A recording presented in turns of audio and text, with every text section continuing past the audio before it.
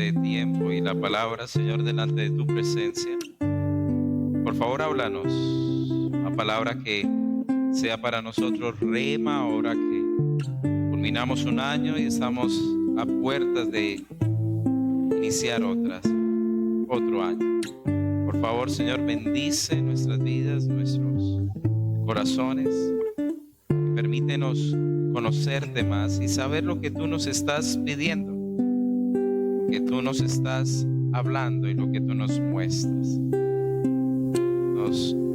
Que no seamos, Señor, duros, tercos, sino sensibles a tu palabra, por amor a tu nombre, en Cristo Jesús. Amén.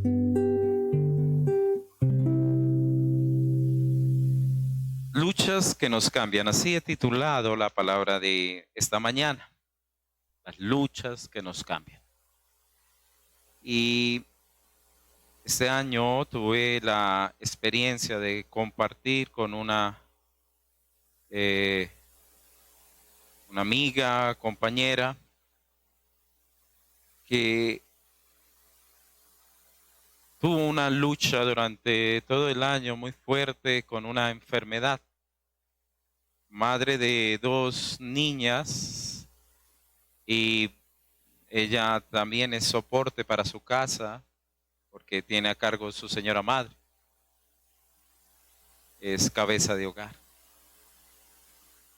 Y ella luego abrió su corazón y nos comenta que ha sufrido una enfermedad o tiene una enfermedad muy difícil.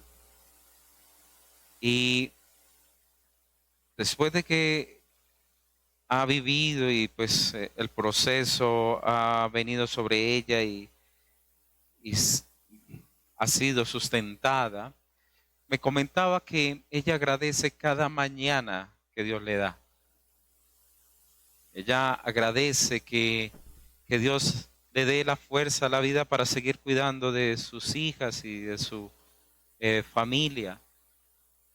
Y esta experiencia, nos comentaba, le abrió un panorama gigante de cómo ver la vida a través muchas veces de las circunstancias difíciles o el dolor. Todos tenemos luchas, batallas, ya sea a través de la enfermedad, a través de la traición, a través de circunstancias familiares, etc. Pero muchas veces también no las batallamos de manera sabia o prudente. También otra amiga hablaba con un hermano de ella donde comentaban sobre su padre y el padre que les había tratado fuertemente a ellos. Uno de los hijos, su vida se fue, digamos, ha sido muy compleja y un desastre.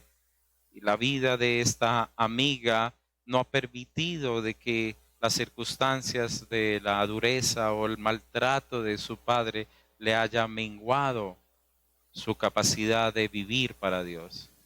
Por ahí hay una ilustración muy hermosa de 2 amigos que andaban juntos y en un momento hubo una pelea entre ellos y uno de estos se volvió muy violento y golpeó a su amigo de tal manera que lo derrumbó y lo dejó maltratado.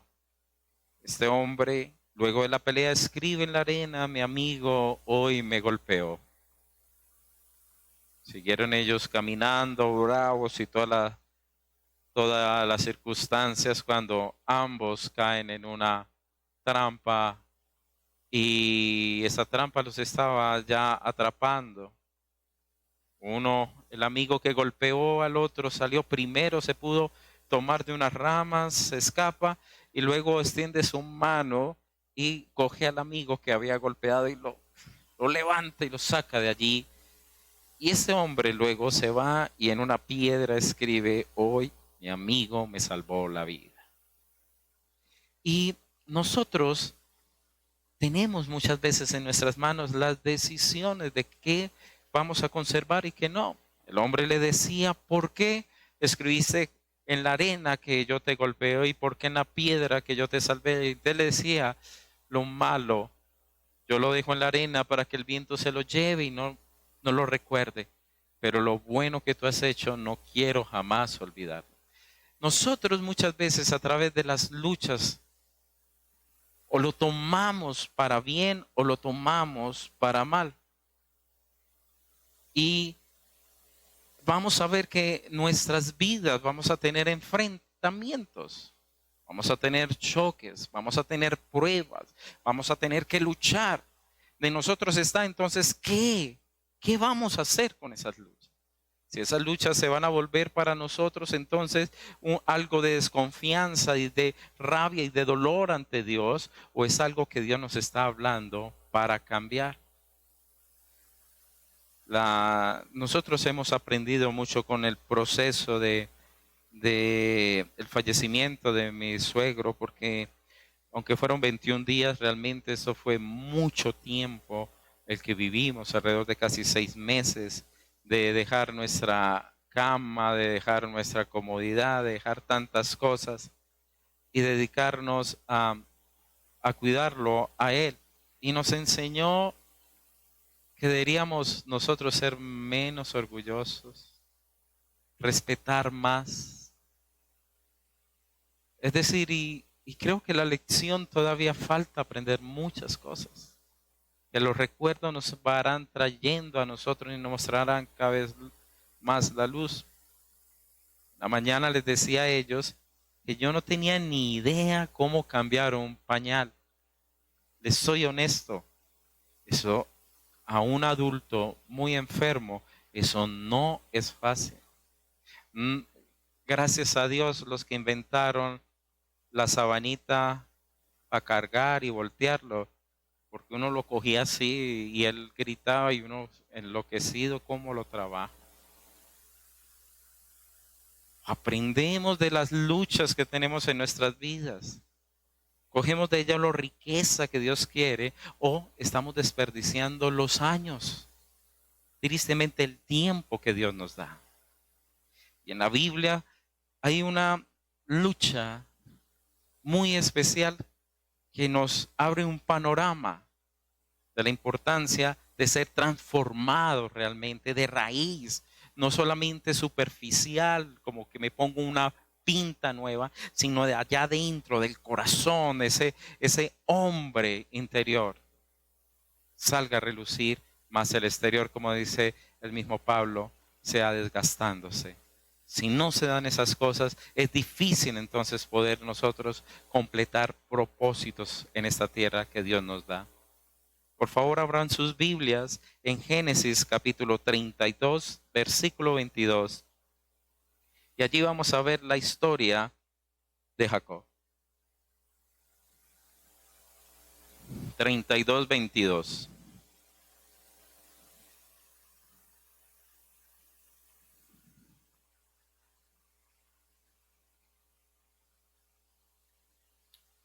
Ok, como es el primer libro, sé que entonces va a ser rápido, entonces voy a leer de una vez.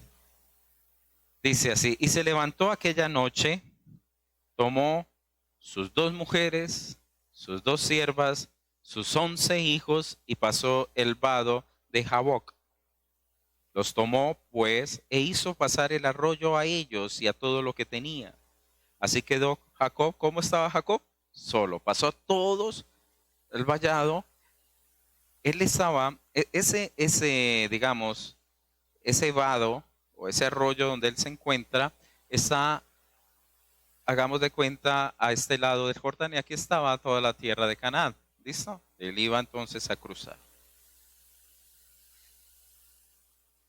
Y dice luego que queda solo y luchó con él un varón hasta que rayaba el alba.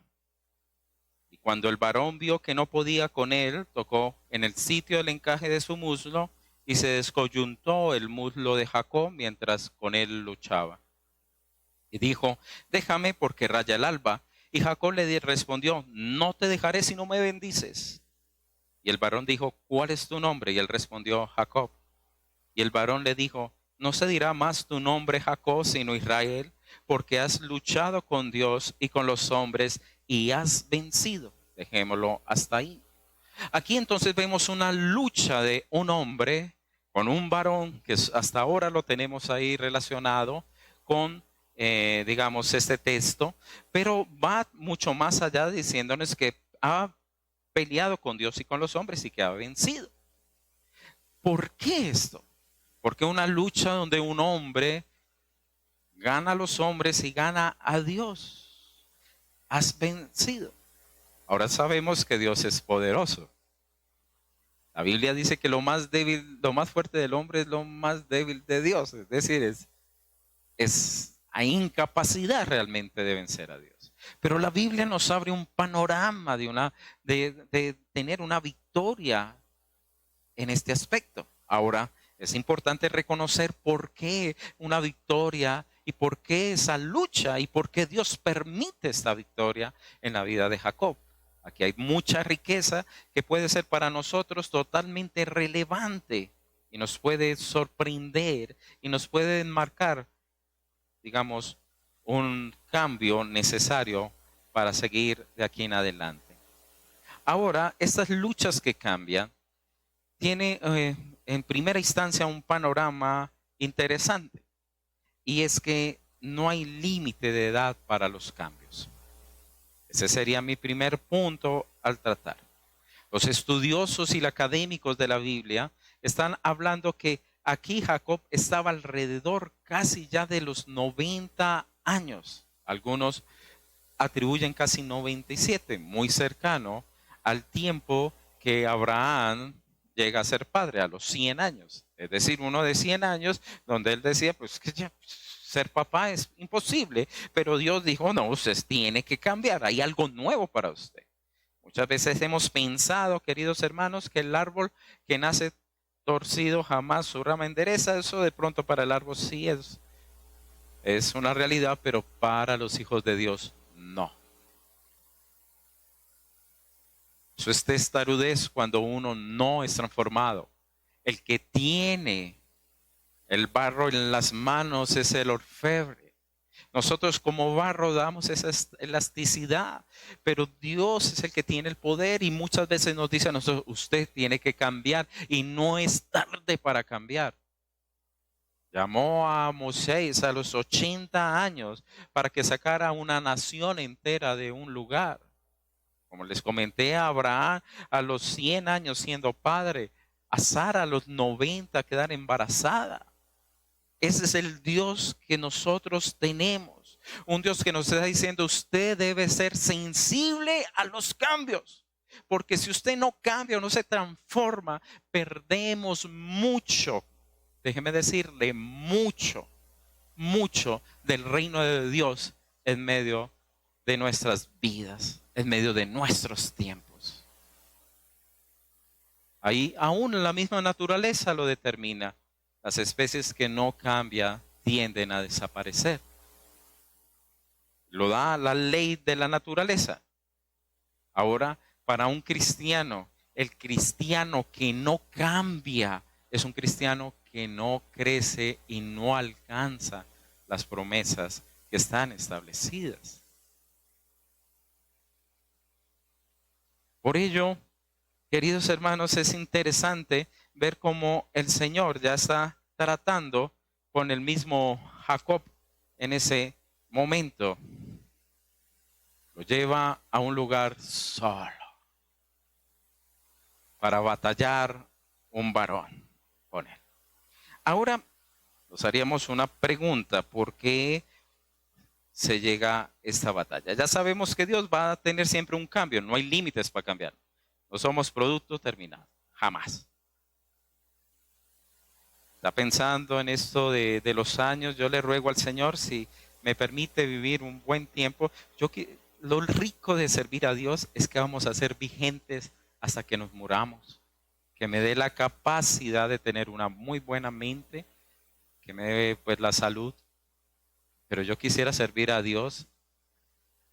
Ojalá el último día haya podido servir al Señor ese día y después el Señor diga, ya usted ya tome su cheque, vamos para el cielo. Ya, bueno, Señor. Pero aún en ese último día que yo esté dispuesto a cambiar para Dios. la lucha, esta lucha tiene un origen y lo llamaría como un terreno preparado como un segundo punto.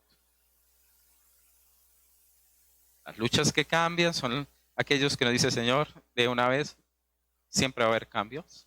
Y segundo, hay terrenos en los cuales Dios permite que se den para que tú y yo podamos llegar a unos puntos de batalla para transformación. Ahora, cuando yo hablo de terreno, no estoy hablando de una tierra física. Estoy hablando de un aspecto de tipo espiritual. Digamos, un aspecto de preparado realmente en nuestras vidas y las circunstancias de Dios ahí en medio dirigiéndonos. Vamos a ver el capítulo 32, versículo 1 y 2, dice así. 32, se devuelven un poquito, dice, Jacob siguió su camino y le salieron al encuentro uno o dos. Dice, ángeles de Dios, todo se atribuye que era grande. Y sobre todo el 2 no lo explica diciendo así. Dijo Jacob, cuando los vio, ojo, campamento de Dios es esto. Y llamó a aquel nombre de aquel lugar Manaín. Es decir, Dios le estaba ahora revelando a él unos ángeles. Recuerde que anteriormente, ¿qué había visto Jacob? Que es famoso. La escalera. Un sueño, escaleras. Ahorita visiblemente ve un campamento. ¿Listo? Mire cómo Dios lo va llevando gradualmente. Allí entonces él ve una gran compañía. Es decir, ahí estaba en cierta manera siendo guardado invisiblemente por Dios. Porque él tenía demasiado temor y demasiado miedo. Si usted lee conmigo en el versículo digamos 7, usted va a observar que Jacob tuvo gran temor. Ahorita le explico por qué tuvo gran temor. Entonces el Señor, ¿qué quería? Le quería fortalecer. Pero realmente el encuentro de lucha, sabemos más adelante que no se dio con Esaú. Ellos se abrazaron y lloraron y hubo una reconciliación.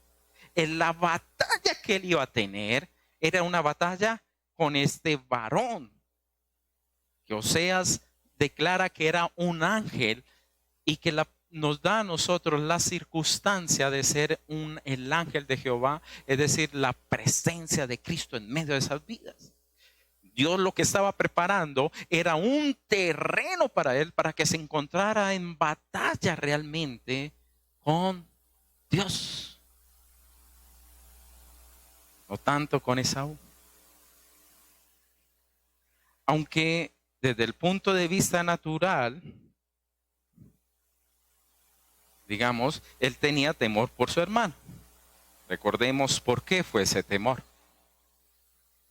Cuando ellos venían en el vientre de su madre, allí ellos lucharon. Y Esaú y Jacob estaban ahí peleando, que tanto esta mujer dijo, ya no me aguanto estos dos muchachos aquí. Si hubiera cesárea en esa época, dijo, me opera por favor, ginecólogo, que no me los aguanto. Es difícil tener dos gemelos, ¿cierto? Y ahí es que viene su nombre, porque cuando él nace, entonces cogió por el calcañar a su hermano. Y luego él compra la primogenitura, porque había una promesa dada desde el vientre de que el mayor serviría al menor. Él, como tenía eso, digamos, en su mente, en su corazón, esa promesa y esa verdad, quiso comprarla a través de sus propias fuerzas. Entonces, ¿qué hizo? Le compró a su hermano en un momento de debilidad y de hambre a él, véndeme la primogenitura, y le dio un plato de lentejas. Y luego, ¿qué hace él? Este hombre entonces engaña a su propio padre y se hace pasar por Esaú para que le dé la bendición. Ante eso, ¿qué dijo el hermano? Apenas se muera mi papá, yo mato a mi hermano.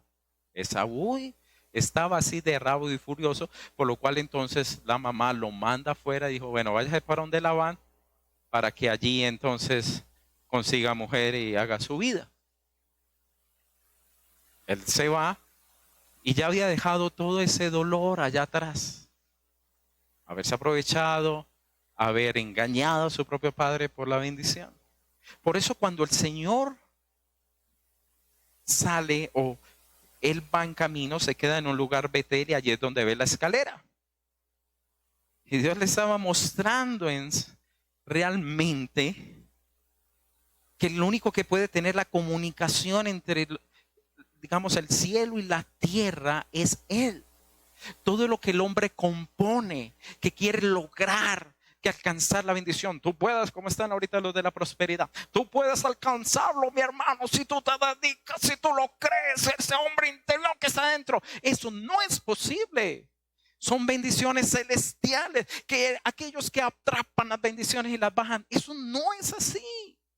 Todo Babel es tumbado. Toda torre que el hombre construye para llegar al cielo no lo alcanza.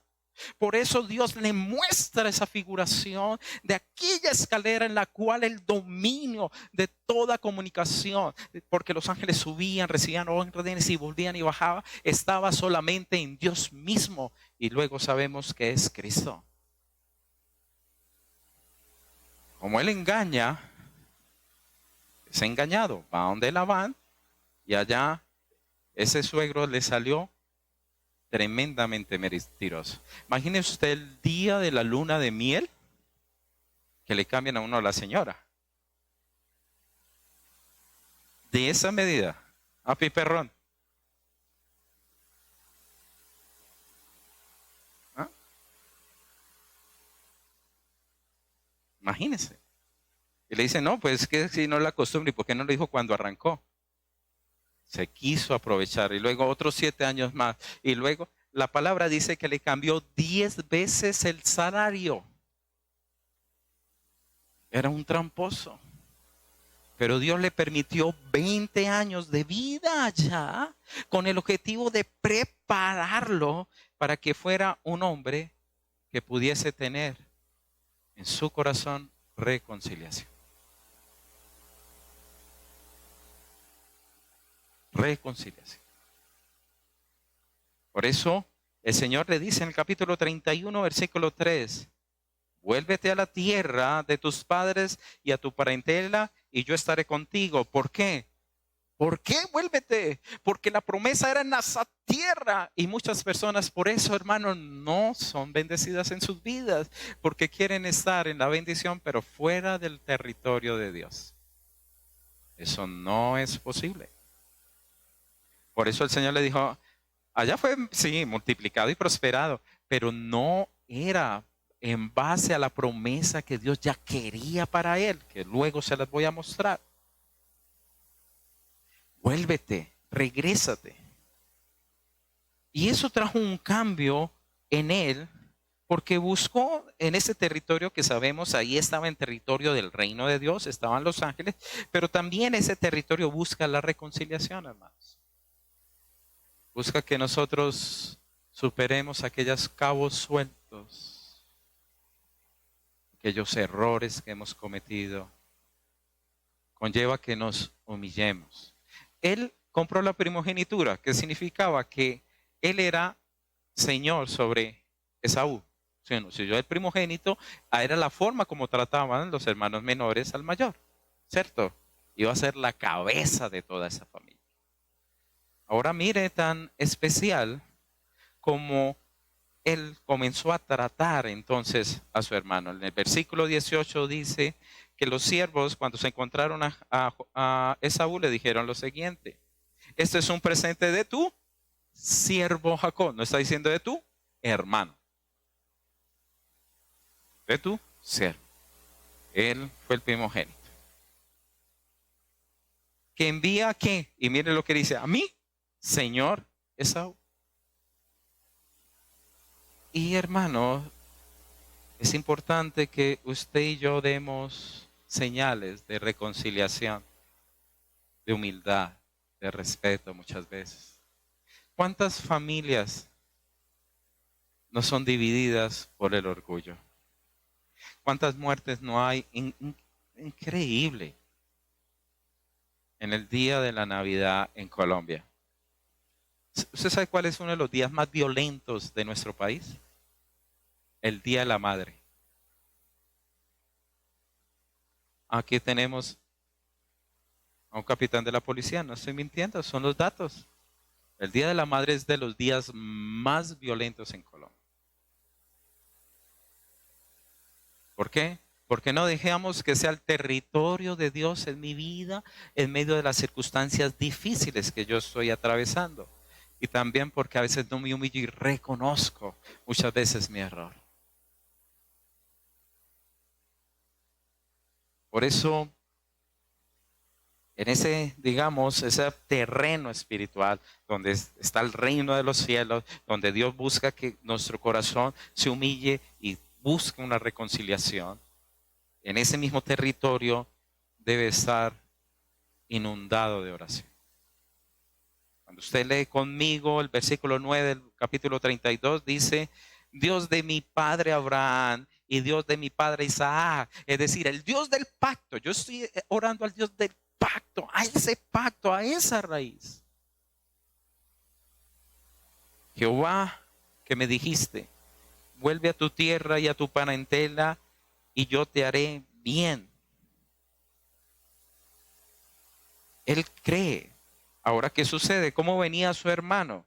En el versículo, si no me equivoco, se me olvidó subrayarlo, él venía con 400 personas. Esaú, imagínense un recibimiento de eso, que a mí me reciba hermano, pues no mi hermano con su familia, pero con 400. Y no, eso lo que quiere es batalla o guerra. Versículo 6, gracias mi amor. 400 hombres con él. Que dijo él, bueno Señor, tú eres el Dios del pacto. Tú fuiste el que me dijiste devuélvete. Y mira el 10 tan hermoso, aquí reconoce las misericordias de Dios. Menor soy yo, ¿cierto? Menor soy que todas las misericordias y que toda la verdad que has usado con tu siervo. Es decir, Señor, yo soy alguien que no ha merecido tan grande misericordia. Eso es lo que está diciendo. Y tanta palabra que tú me has dado y ha sido verdad.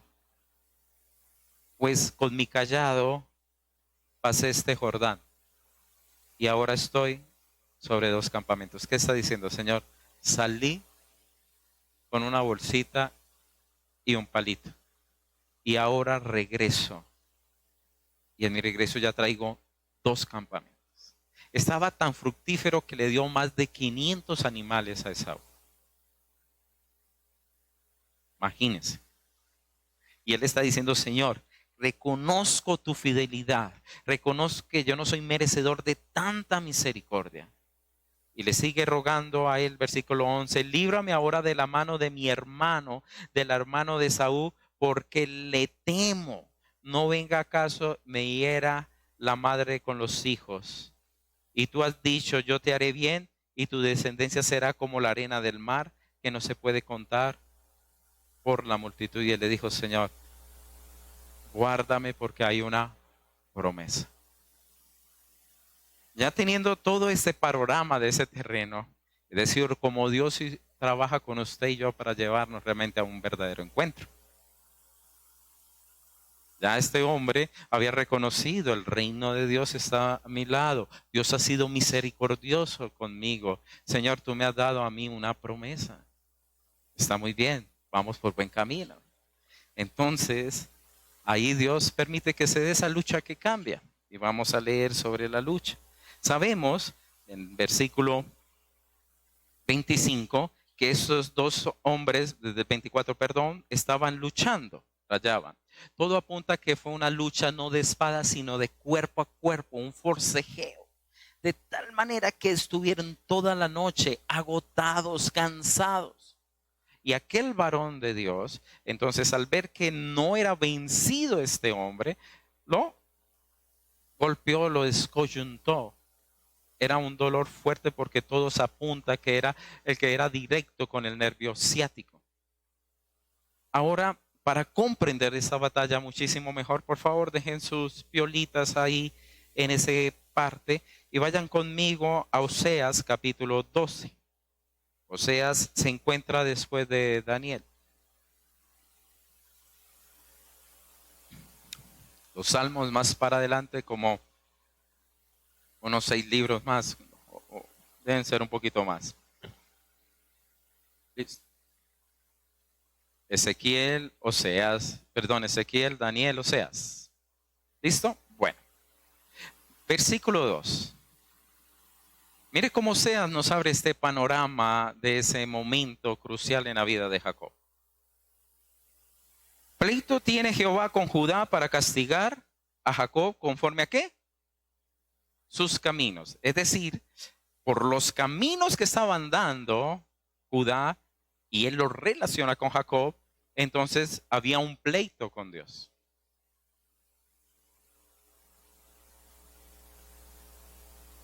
En el seno, le pagará conforme a sus obras. Versículo 3.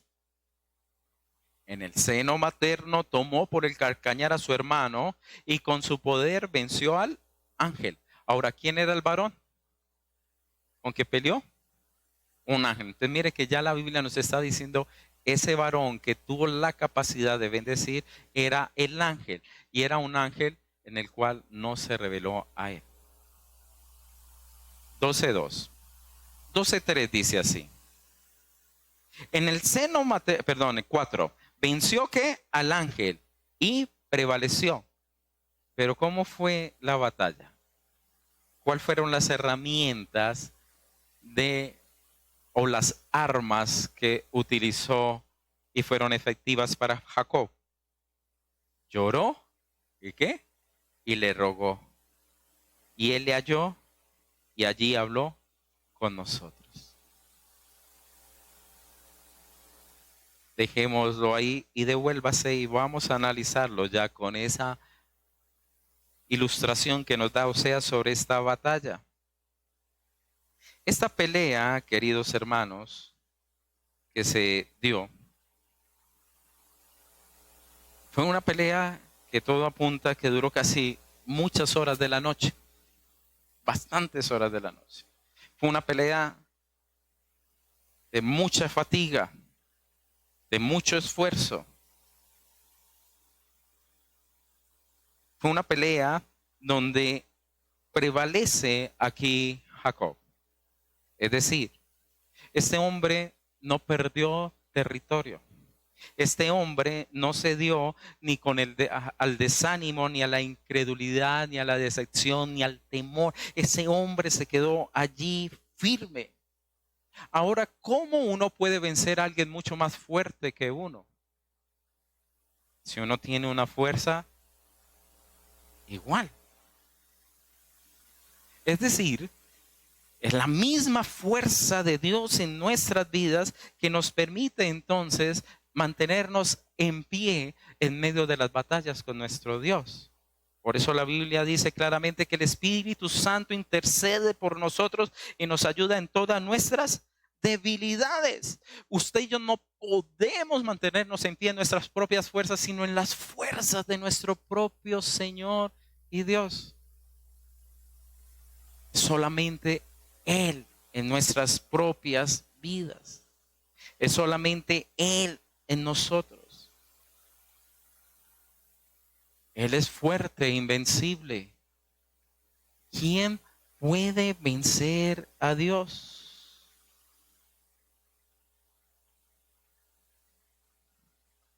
Nos queda claro, entre comillas, que Dios aquí nos dice, entre comillas, se deja vencer, entre comillas. Es hermoso. Esto es precioso. El Señor veía en Jacob un hombre que no quería desaprovechar la oportunidad de estar con Dios. Por eso cuando es golpeado y el dolor que tenía él era muy alto, muy grande. Él siguió de ahí en adelante caminando apoyado en su báculo.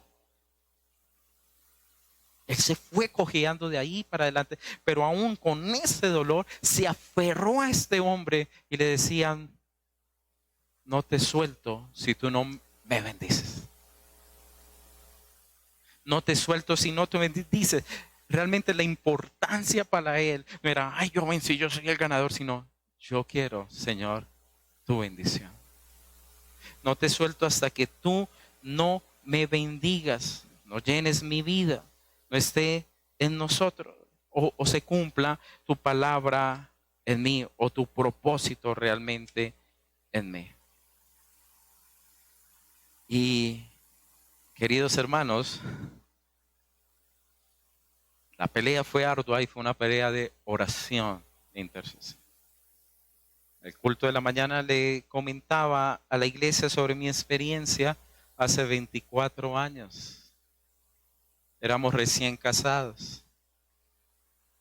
No era fácil. Nuestro matrimonio había muchos conflictos. Económicamente las cosas no nos salían bien. Y de repente estamos viviendo una pesadez espiritual sorprendente, de mucha angustia y oscuridad, porque era literalmente la batalla del diablo tangible. Me acuerdo que ese texto yo lo leí y no estoy diciendo es una receta o algo así, no, eso fue para mi vida. Pero cuando yo leí ese texto y me di cuenta, este hombre oró, intercedió y rayó hasta el alba. Yo dije, me acuerdo que le dije a mi esposa, amor, duérmete, que yo me voy a quedar esta noche peleando con Dios. ¿Y cuál fue? Era mi pelea: orar, leer la palabra, buscar la promesa, clamarle a Él, pedirle, Señor, por favor, bendice mi vida, si no, mi matrimonio, mi hogar se va hacia un hueco. Señor, por favor. Y intercedí toda esa noche, y cuando ya veo que el alba sale, me acuerdo que hubo una promesa para mi vida, y dije, Señor, gracias. Y salí de nuevo, despertamos, ya me le acerqué a Natalie y ya el alba había salido. Pero le digo, esa fue para mí una noche que jamás voy a olvidar. Fue una nochecita en un apartamentico cuando éramos recién casados. Solamente teníamos 2 butacas. Si alguien nos quería hacer una visita, eran esas butaquitas. La nevera, la alcoba y eso sí, una librería, una biblioteca, porque sí, libros toda la vida nos han acompañado. Y Dios ha sido fiel. Ahora tengo el gran privilegio de poderle servir.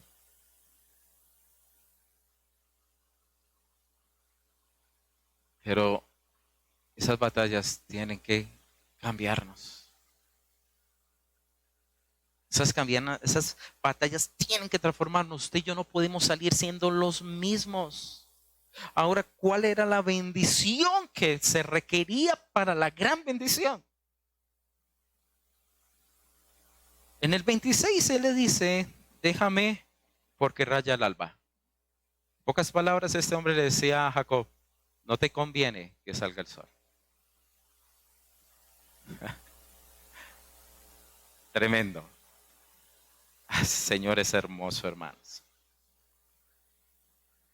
No te dejaré si no me bendices. Como que se le tira la pelota al otro lado, ¿no? Ah, bueno, si sale el alba y pasa algo, pues, ¿por qué no me bendice?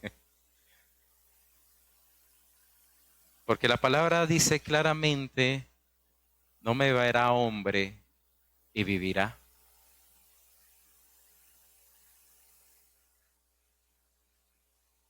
Es decir, Dios estaba aún guardándole, estaba protegiéndole, estaba le cuidando.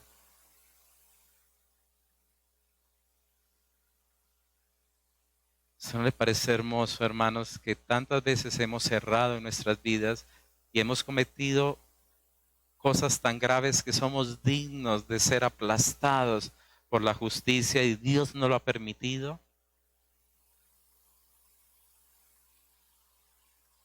No te conviene. Pero ¿qué dijo en esa persistencia? Aquellos que insisten, que ven en el reino de Dios lo mejor. Aquellos que tienen un corazón, ese corazón genuino, hermano, porque hay corazones que son muchas bambas. Así dicen en Perú. Yo nunca he ido a Perú, pero lo escucho. ¿Cómo es que? Chiviaos. Mucho corazón chiviao, que aparenta ser cristiano, pero no lo es. Falso. Y le dijo el varón, le dijo, ¿cuál es tu nombre? El ángel le dice, ¿cuál es tu nombre? Y él respondió, mi nombre es Jacob, que significa tomar por el calcañar o engañador, ventajoso, tal cosa. ¿Se imagina uno presentándose así? Imagina un muchacho de conquista llegando. ¿Cómo te llamas? No, pues embaucador. No imagino. Aprovechado. Terrible. Él le dice, no se dirá más tu nombre Jacob. La raíz era el que toma por el calcañar, pero también daba el sentido de aquel que se aprovecha de otros. Te vas a llamar Israel. Y lo explica en el 28 muy bien, porque has luchado con Dios y con los hombres y has vencido. Es decir, ahora ya no vas a hacer eso, sino vas a hacer esto. ¿Qué es esto? Vas a ser ahora alguien que lucha con Dios, no contra Dios, sino con Dios. Alguien que hace parte del ejército de Dios.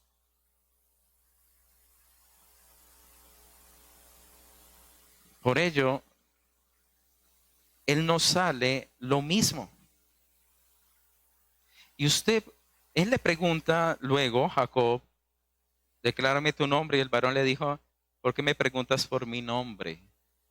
No es el momento de revelarlo. ¿Con quién?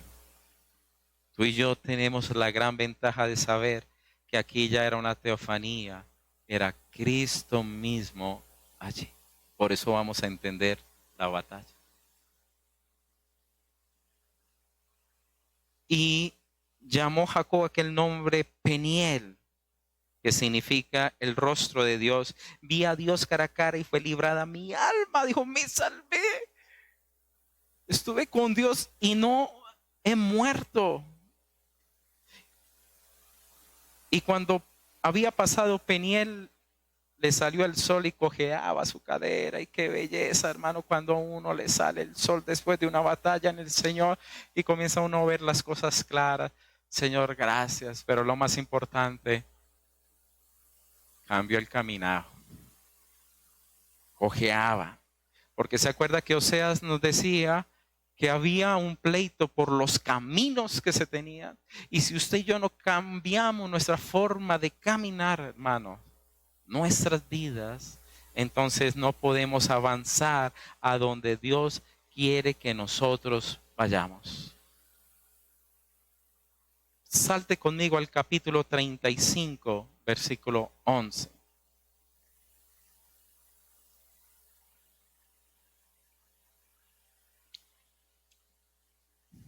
Dios le dice a Jacob, yo soy el Dios omnipotente. Crece y multiplícate. Una nación y conjunto de naciones procederán de ti, y reyes saldrán de tus lomos. La tierra que he dado a Abraham y a Isaac la daré a ti, y a tu descendencia después de ti daré la tierra. Pero se necesita caminar cojeando. Es decir, hermanos, muchas veces, si tú y yo no tenemos la disposición de ese cambio en nuestras vidas para poder ver las cosas mayores de Dios, ahí van a estar en reposo.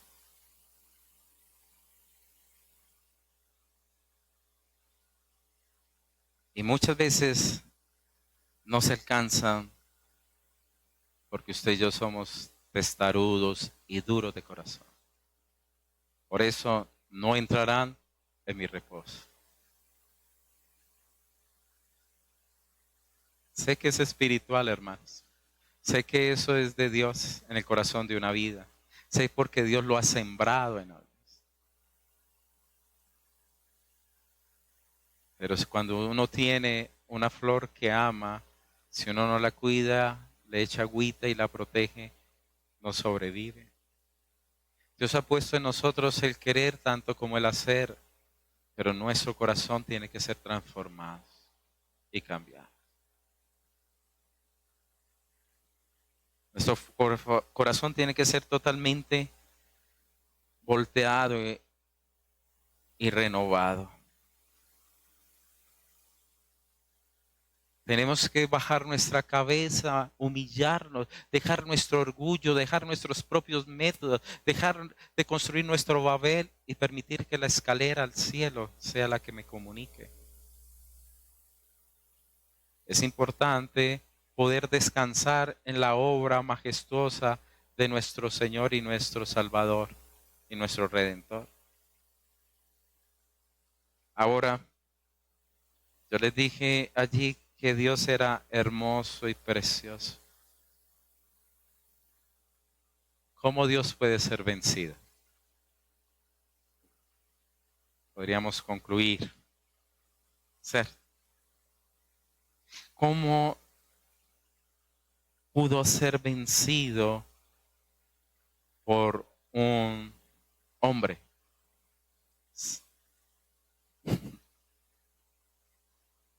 ¿Cómo nos muestra o cómo se mostró Cristo acá? Fue Dios mismo humillándose para que el pecador pueda vencer. Cristo en medio de nosotros. Que no estimó ser igual a Dios, cosa como a qué aferrarse, sino que se despojó a sí mismo, tomando la forma de siervo, hecho semejante a los hombres, y estando en condición de hombre, se humilló a sí mismo, haciéndose obediente hasta la muerte y muerte de cruz.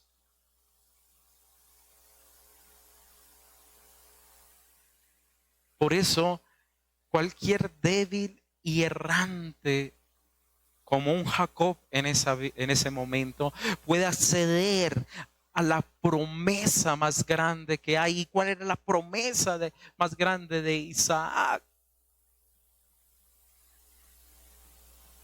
La que venía desde la raíz de Abraham, claramente: en tu simiente serán benditas todas las familias de la tierra.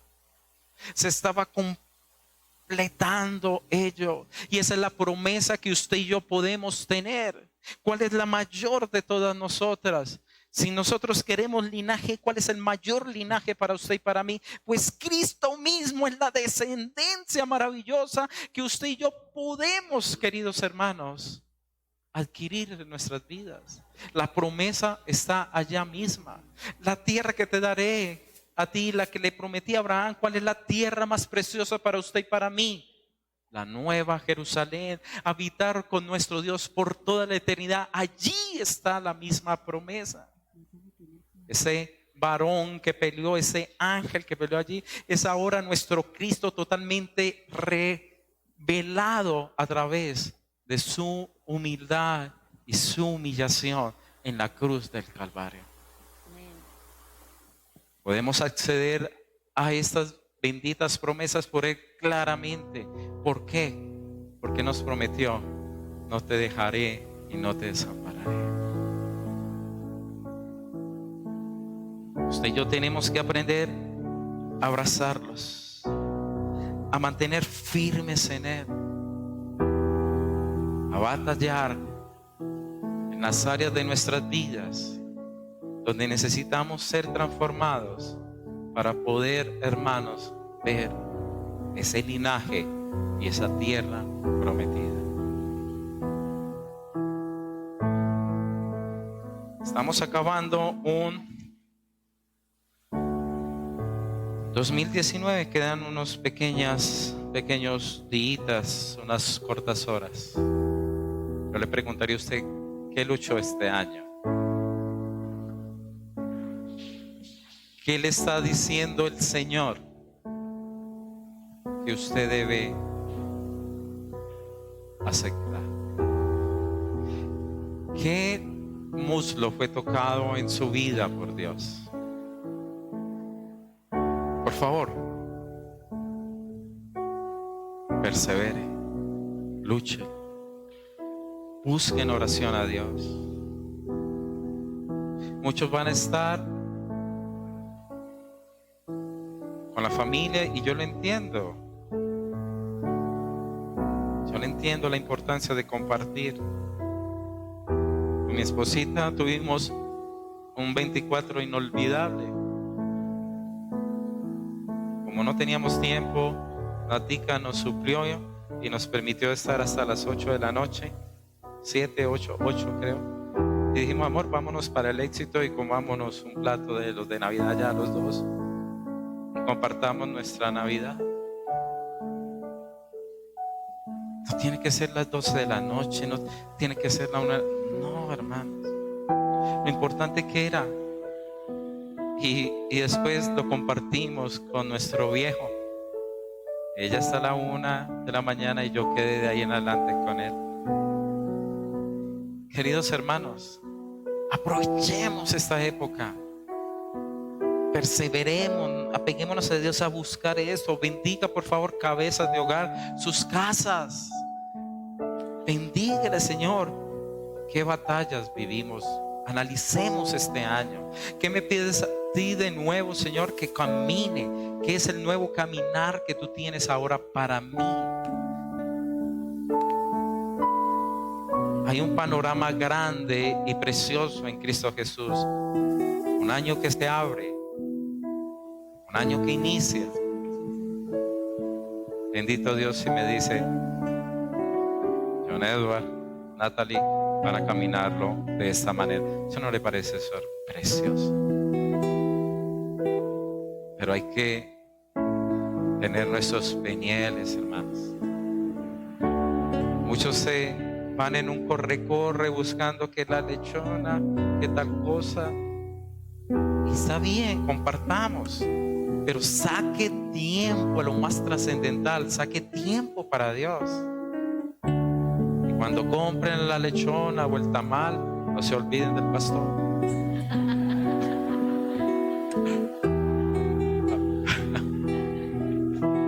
Yo le dije a Natalie que es el otro año que arranco lo de la bajada de peso. Cuidémonos. Bendiga su casa. Por favor, tiene que aprender a pelear. Tiene que aprender a batallar en lloro y en oración, en búsqueda de Dios. Él tiene algo mayor y mejor. Pero si no caminamos para lo mayor y lo mejor, no lo vamos a lograr.